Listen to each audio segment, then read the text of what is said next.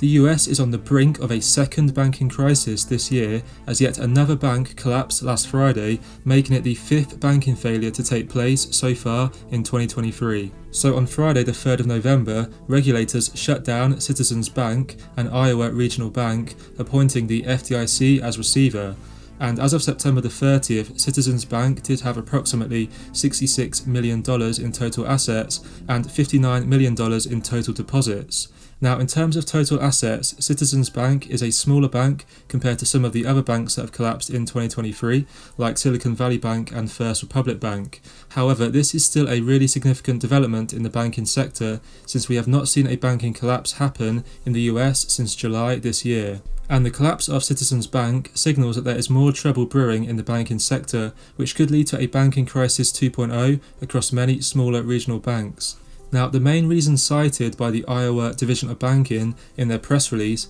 as to why the bank had to be shut down was due to significant loan losses. And in the statement it does say, during a joint and ongoing examination of the bank, examiners identified significant loan losses that had not been previously identified by the bank. The bank was declared insolvent, and the bank had a concentration of out-of-territory and out-of-state loans to one industry and incurred heavy losses on some of these loans. And this is exactly the same problem that most banks are facing right now, and the reason why there could be many more bank failures to come throughout the rest of 2023 and going into 2024. Most banks are currently sitting on massive unrealized losses due to how much their loan and bond portfolios have declined over the last year or so, stemming mainly from the sharp surge we have seen in baseline interest rates. The yield on bonds has risen to be more in line with where the baseline interest rate is, and as a result of this, the underlying asset of these bonds has plummeted. Now, this is inflicting massive unrealized losses for banks who hold large bond portfolios, money that can now no longer be recovered by selling these assets, and means that the banks will need to wait the full bond duration, which can be in the 10 to 20 year range, for the bonds to mature in order to wipe their face clean on these bonds. Commercial real estate is another key problem for regional banks, who according to Goldman Sachs are responsible for around 80% of bank loans for commercial properties. And you can see that this has been a growing problem over the last decade or so,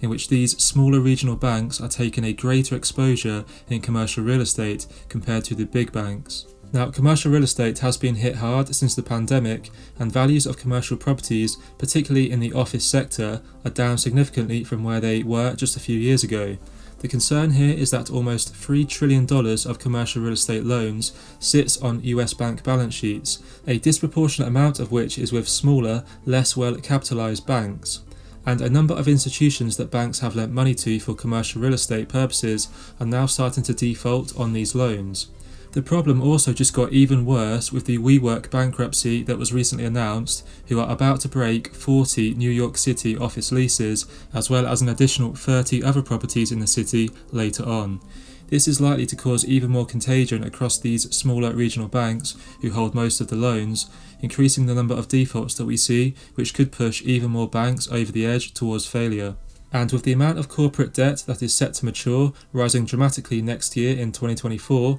and beyond compared to this year in 2023, this could just be the tip of the iceberg when it comes to loan defaults. With more and more corporate debt defaults set to take place next year, while interest rates and bond yields are likely to stay at these elevated levels as well, it's very possible that we will see more bank failures in 2024 compared to what we did in 2023. Coincidentally, on the very same day of the collapse of Citizens Bank last Friday, we saw widespread deposit delays across many of the major banks. The Federal Reserve reported a problem with the electronic payments network, a network that processes transactions, which led to many people who were expecting to be paid or receive money not receiving anything. And this led to a surge of outages being reported by many of the customers of major banks like Bank of America, Chase, US Bank and Wells Fargo, just to name a few, according to Down Detector. Of course, this could well just be an innocent blip with the payments network going down, but it does raise eyebrows as to just how strange of a coincidence this is that it happened on the very same day as a US bank did collapse.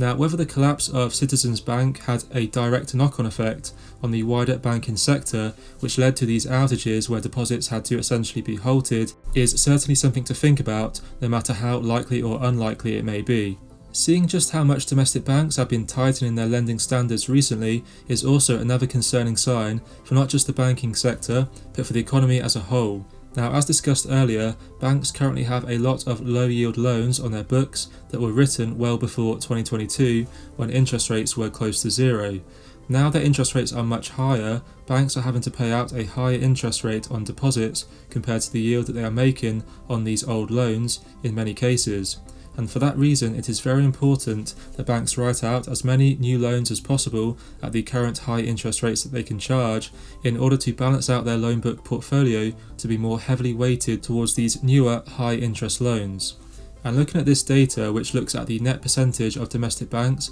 that are tightening their standards for commercial and industrial loans, we can see that this percentage has been surging since the end of 2021. There has been so much tightening, in fact, that the percentage has now crossed the 50% mark, which, as pointed out clearly on this chart from Game of Trades, is historically typically seen during periods of recession. And this 50% threshold for banks tightening lending has been seen during the 1990s, as well as in 2000, where there was a market crash, during the global financial crisis in around 2008 as well, and also during the 2020 pandemic. Similarly, when we look at bank credit shown as a percentage change from 1 year ago, we can see that bank credit has suffered a sharp drop and is now contracting for the first time since the global financial crisis. In fact, this is the only other time in history that we have seen credit contracting, which is a scary signal of what could be coming next. And if banks are unable to write out as many of these high interest loans that they would like to, then their net interest margin, which is the difference between the average yield they receive from loans and the average yield they pay out on customer deposits, will continue to shrink, which can have negative consequences for the bank. This can include layoffs and branch closures, but of course in more serious cases can be extra pressure pushing a bank towards failure. On top of all of this, we've also seen Jamie Dimon start to sell off his shares in JP Morgan, as well as being outspoken in an interview about how dangerous the times we're living in are right now. So Jamie Dimon has recently sold $141 million worth of his JP Morgan shares, the first stock sale he has made since he became CEO close to 18 years ago.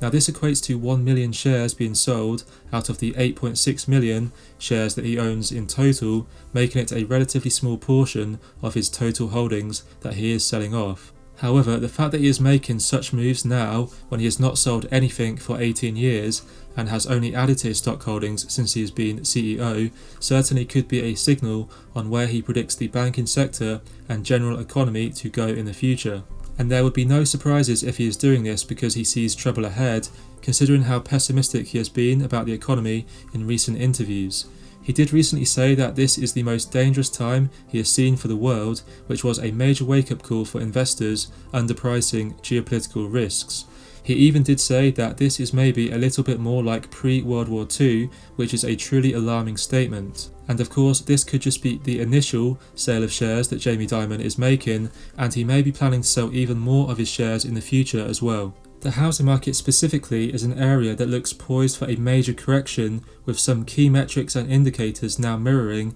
that of the 2008 housing market crash during the global financial crisis. I go into more detail on this in my previous video, which you can check out on screen right now. Aside from that, please leave a like on the video and subscribe if you enjoyed it. That does help out the channel a lot, and thanks a lot for watching.